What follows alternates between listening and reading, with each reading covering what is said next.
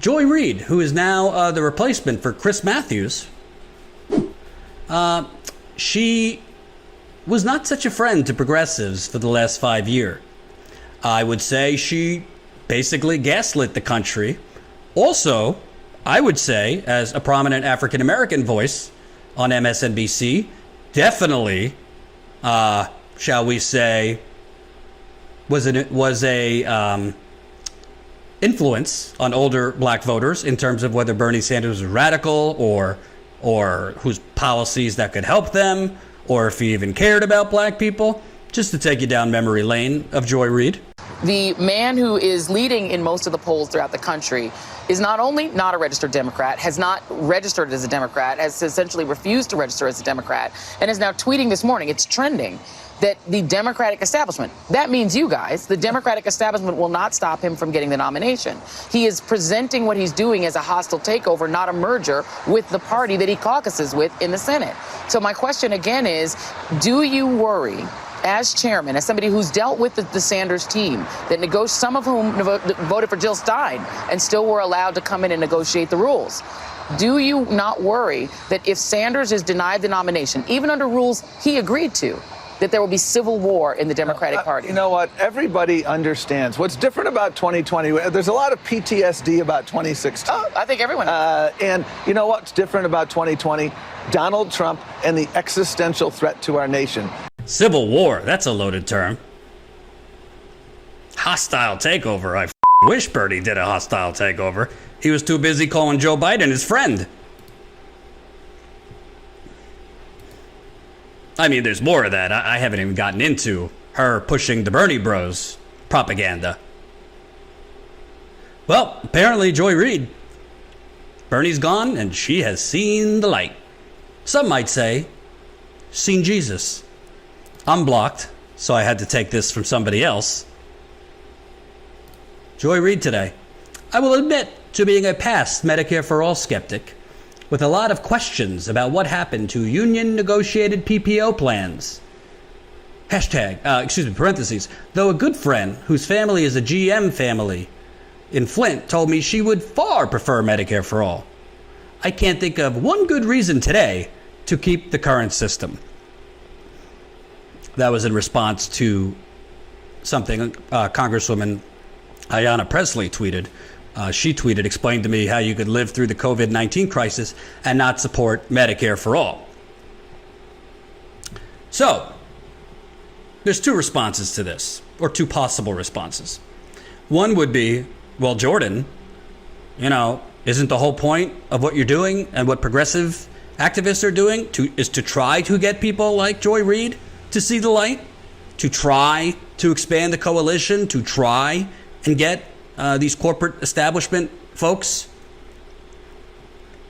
over to our side so that we could topple the corporate Democratic establishment?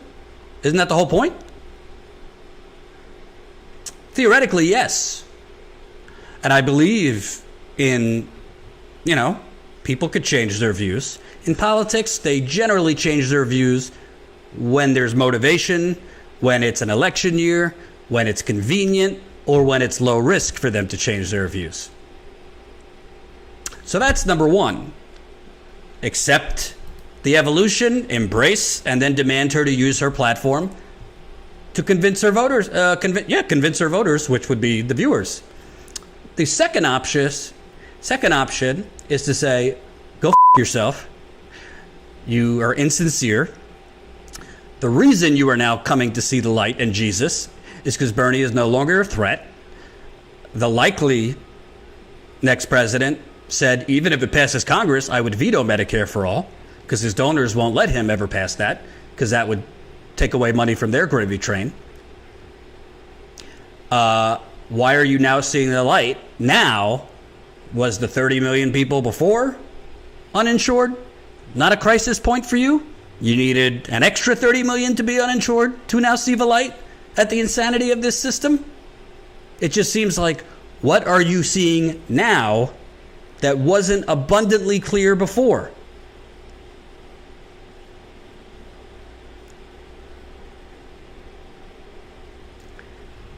I'm going to go with number two. Some people might not like that, because I don't think it's sincere. And most importantly, she might have tweeted that, but I would be stunned if you started seeing Joy Reid at 7 o'clock Eastern on MSNBC pushing Medicare for all, or trying to push Biden to the Medicare for all position. Why? Because Comcast signs her checks. And Comcast does not want Medicare for all. Corporations do not want Medicare for all because Wall Street does not want Medicare for all.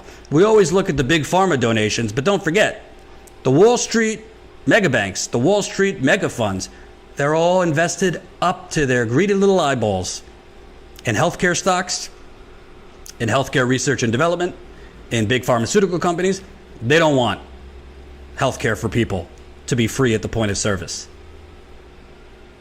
And, you know, the bottom line is you're a dollar late. What are you, a dollar short, a day late? You're a smart person. You might be somebody I don't agree with politically, but she's a smart cookie. She saw that this system was beyond repair long before Bernie Sanders. But she toed the line, just like everybody else in corporate media toes the line, because they have wonderful health insurance. I used to work at MSNBC. It was pretty damn good health insurance. Low copays. I don't remember the deductible being that high.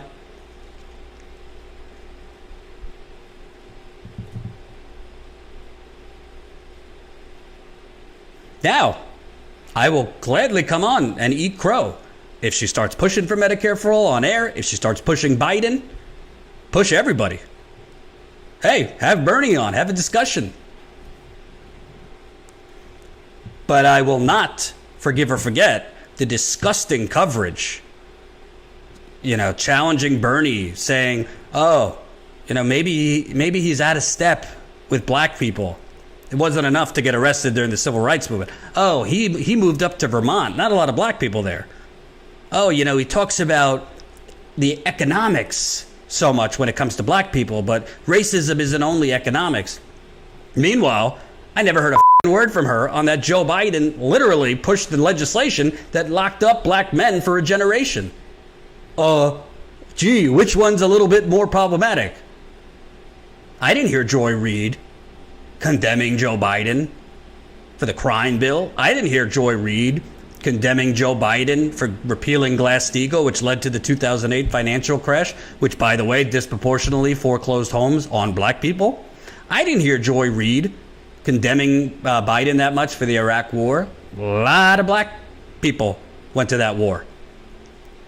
Certainly haven't heard Joe Biden, Joy Reid, condemning Biden for taking money from JP Morgan, all these Wall Street banks that charge higher interest rates to black and brown people.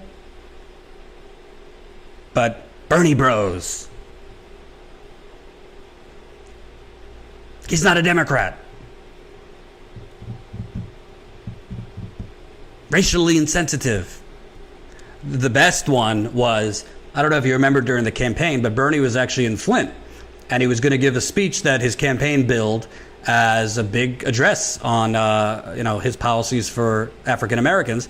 And he decided, which I think was a mistake actually, but he decided to not speak and just give the microphone to a panel of speakers, including Cornel West, I think Dr. Victoria Dooley, who was is she a doctor or a nurse? I forget. I think she's a nurse.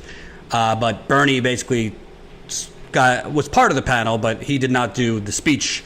He gave it to a panel. Joy Reid went nuts.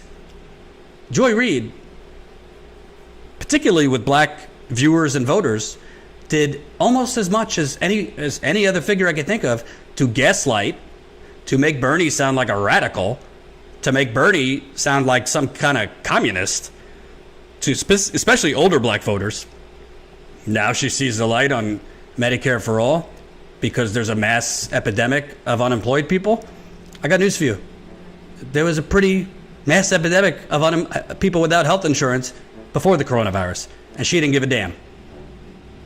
Hope you enjoyed that last video. Hop on over to statuscoup.com where you can sign up for our email list and become a member for as low as $5 to $10 a month. Membership is how we grow. That's statuscoup.com/join. And remember, join our email list so we can grow the revolution with you.